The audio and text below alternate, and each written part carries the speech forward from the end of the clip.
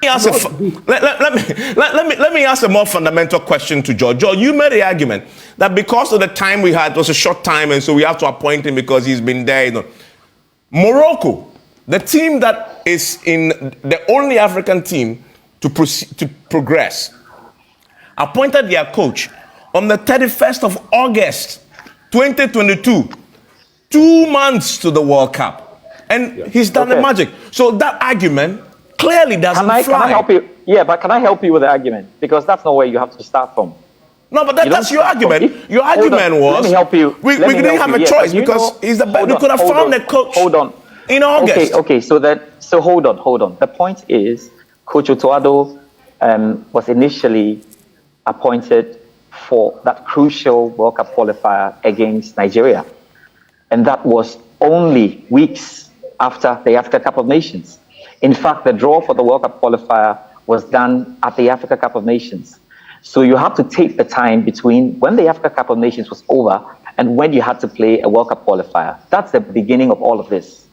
At that stage, you needed somebody who definitely understood the team because you have let off Milovan Rajvac.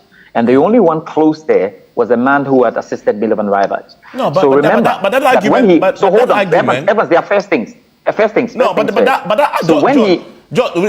we have the facts. Now we have the facts. We have the facts, right? I'm saying the facts doesn't support the analysis that he's the guy who's been there. I was giving you, but what I was saying was, other teams, Evans, other countries. What I was saying, you have used the coach who was appointed in August and played the World Cup in November. How many months is that? I mean, August, and I'm telling you that, September, October, and I'm telling you that the first, November. Yes, and I'm telling you that the first appointment of Otto Addo, which began everything, happened weeks after the Africa Cup of Nations. If you can understand that, without the World Cup qualifier, you are not in the World Cup. If you don't win the World Cup qualifier, you don't even get to be in the World Cup. It's the first thing we have to understand. Now, within that space of 2 weeks, the FA, the sports ministry had to go for somebody who understood the team right off then. That is a different thing. If Ghana decided that after qualifying for the World Cup, we wanted to go for Chris Hughton, that was a different option. Yeah, but the evidence says we should have probably done that. Wait.